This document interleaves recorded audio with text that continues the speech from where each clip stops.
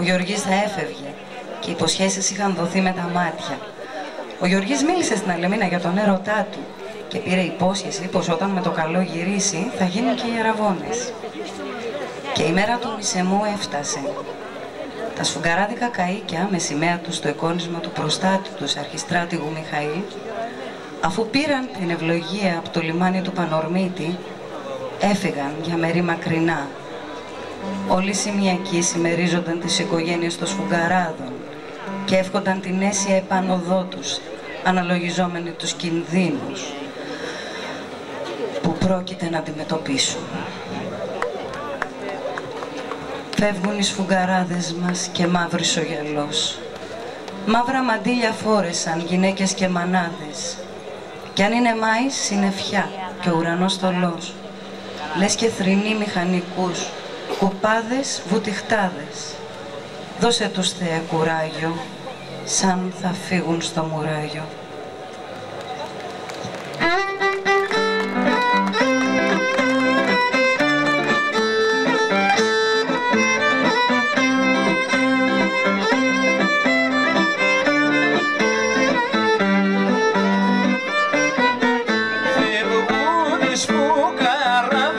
Μας καλό τους κατεβόδιό, την Παναγιά παρακαλώ να μην τους τύχει.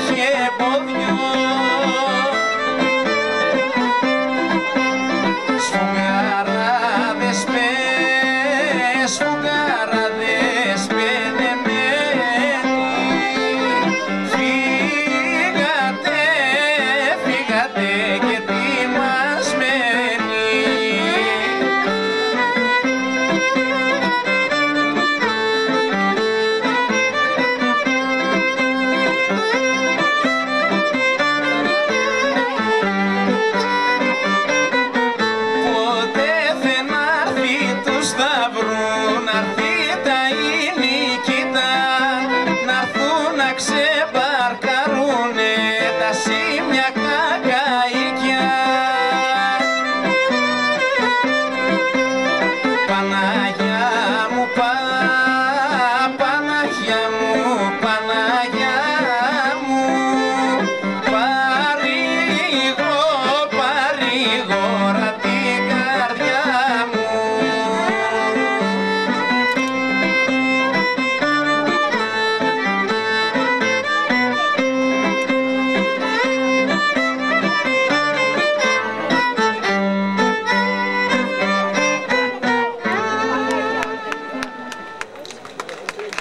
Μέσα Ιουνίου.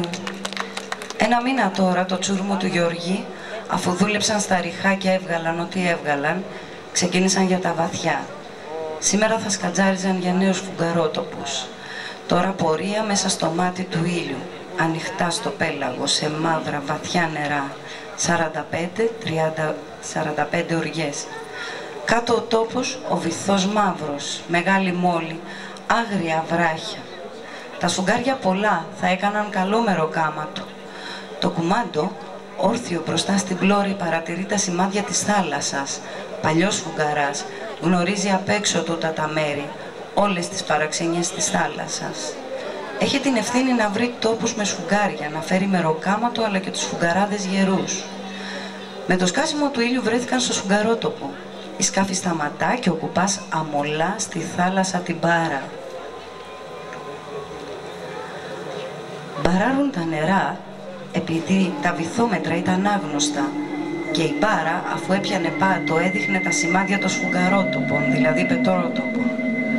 Έριξαν τη σημαδούρα για να μην χάσουν τον τόπο από τους καιρούς. Έβαλαν τις κλούβες στα σιδερένια δικτυωτά πλέγματα για να προστατέψουν τους αεροσολίνες από το γύρισμα της προπέλας, μην τα κόψει την ώρα που ο δίτης βρισκόταν στο βυθό, και στόλισαν το μηχανικό, το Γεωργί. Ο Γεωργής κάθισε στο σκαμνί. Φόρεσε το φόρεμα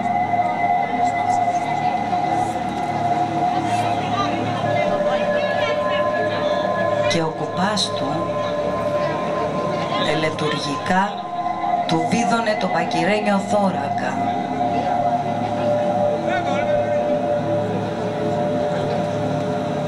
Του έδεσε τις σιδερένιες παπούτσες σφιχτά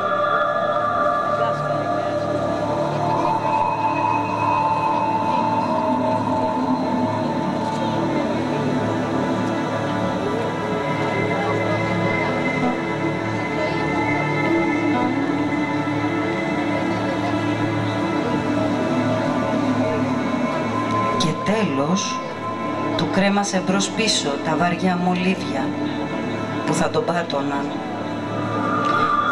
Η κρίσιμη στιγμή της βουτιάς έφτασε.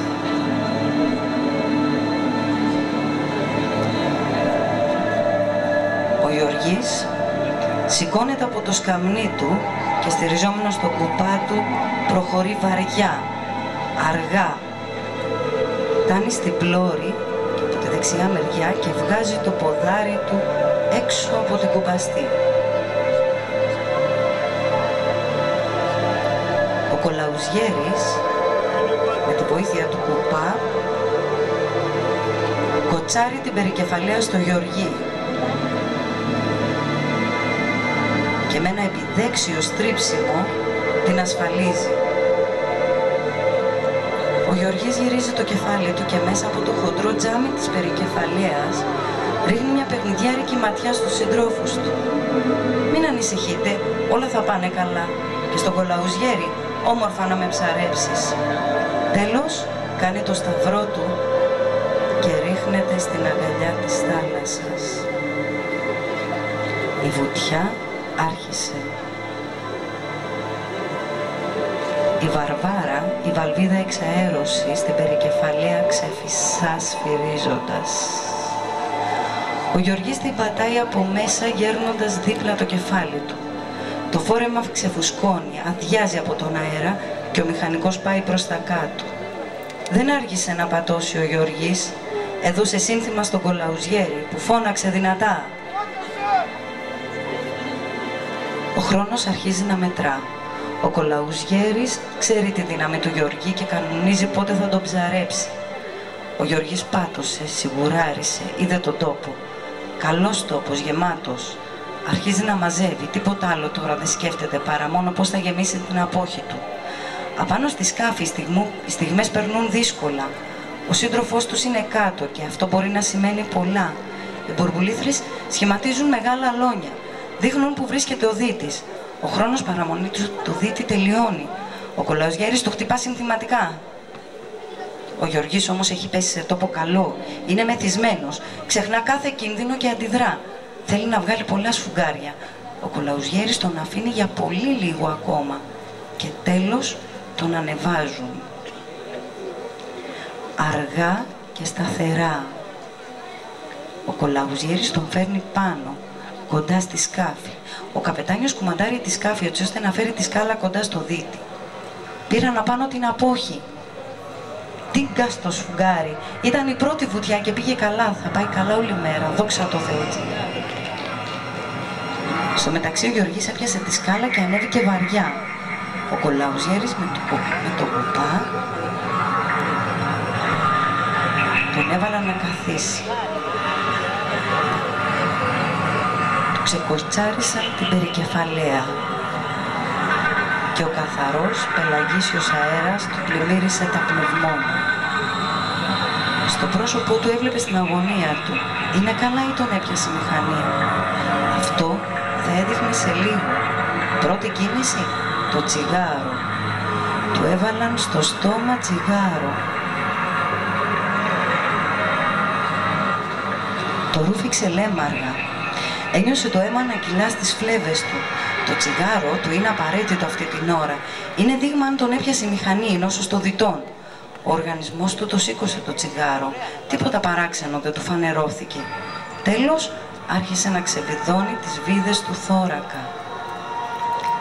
Σημάδι που περίμενε ο κουπάς για να το βοηθήσει να βγάλει το φόρεμα.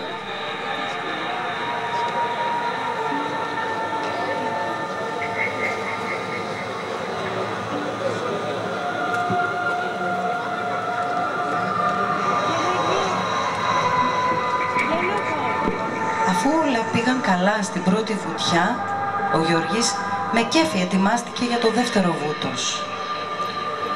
Φόρεσε καλά το φόρεμα που είχε μισοβγάλει.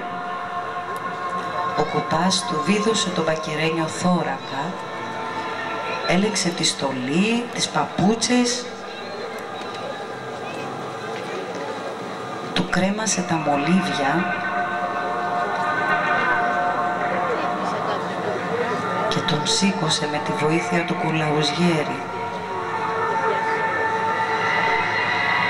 Ο Γεωργής αργά, βαριά, έφτασε στην πλώρη και κατέβηκε αργά τη σκάλα.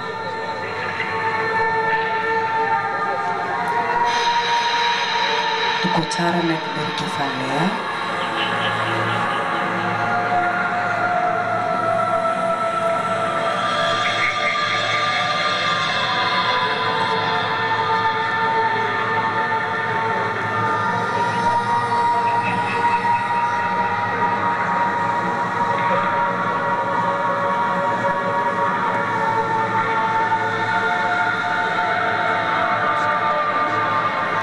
Και ο Γεωργής αφέθηκε στην αγκαλιά της θάλασσας. Κάθε βούτος του Γεωργή ήταν μια βουτιά στη μήτρα της μάνας του και ο Αεροσολίνας, ο ομφάλιος λόρος που τον ένωνε με τη ζωή, μεθούσε στο βυθό και η απεραντοσύνη της θάλασσας είχε μια γλύκα που λίγα πράγματα μπορούσαν να του δώσουν.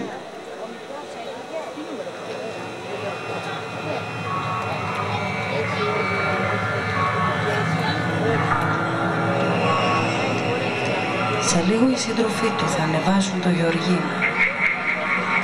Ο χρόνος του έχει ήδη τελειώσει. Τον φέρνουν κοντά στη σκάφη και τον ανεβάζουν αργά.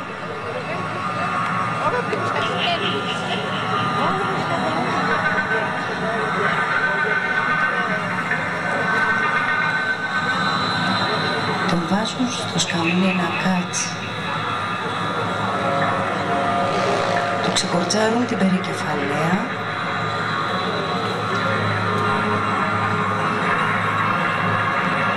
και του βάζουν τσιγάρο στο στόμα.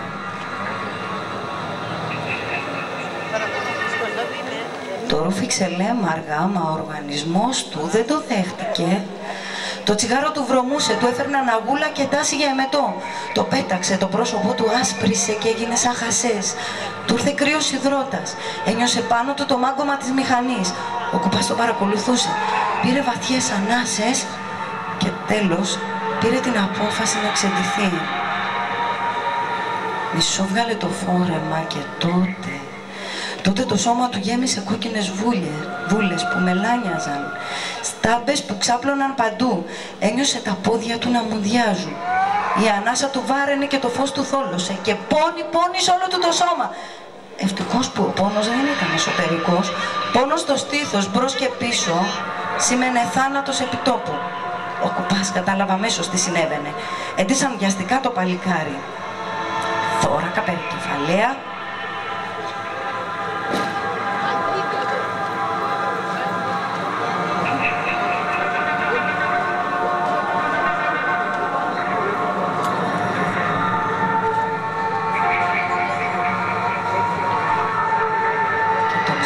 Στέλνουν στο βυθό για αποσυμπίεση. Θα του έκαναν οξυγόνο. Να λασκάρει το αίμα, το άζωτο που μπήκε στο αίμα του και να λαφρώσει ο άνθρωπος. Τον έριξαν όπως στη θάλασσα. Ο Γιώργης με το πέσιμο στο νερό και το ρούφιγμα του μηχανικού αέρα συνήλθε. Στηριζόμενος στο σκηνή βούλιαξε ως τις 12 οριές. Σε αυτό το βάθος θα έκανε το οξυγόνο του και όσο καταλάβαινε τον εαυτό σου να ελαφρώσει από το βάρος της μηχανής. Τόσο ανέβαινε σταδιακά, αργά και σταθερά στις 6 και μετά στις 3 οριές, ώστε να ελευθερωθεί από την νόσο. Ώρες πολλές έκανε οξυγόνο ο Γεωργής για να μπορέσει να συνέλθει. Επιτέλους, τον ανέβασε.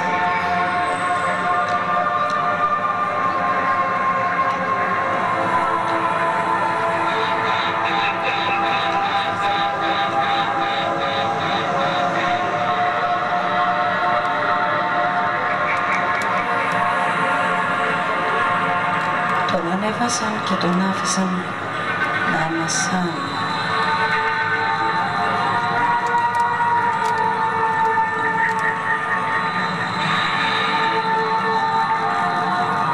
Αισθανόταν καλύτερα. Τα ποδάρια του όμως τα ένιωθε μουδιασμένα. Όλο το βράδυ οι σύντροφοί του έκαναν παρέα και τον κρατούσαν ξύπνιο με ιστορίες και παραμύθια. Το πρωί, αφού τον έτριψαν καλά, άρχισε ο αγώνας για να τον γιάνουν. Του είχαν ένα τεντωμένο σκηνή από το άλμπουρο στην πλώρη και το πιανε ο Γεωργής και αγωνιζόταν να σταθεί στα πόδια του, να περπατήσει, να κάνει έστω και ένα βήμα. Η προσπάθεια τρομερή και ο υδρότας να τρέχει. Τα χέρια του δυνατά έφιαναν, η μέση του όμως ακατεμένη. Αφού πάλευε ώρα, τον άρχιζαν πάλι στο τρίψιμο. Τρίψιμο με λάδι και κρεμμύδια.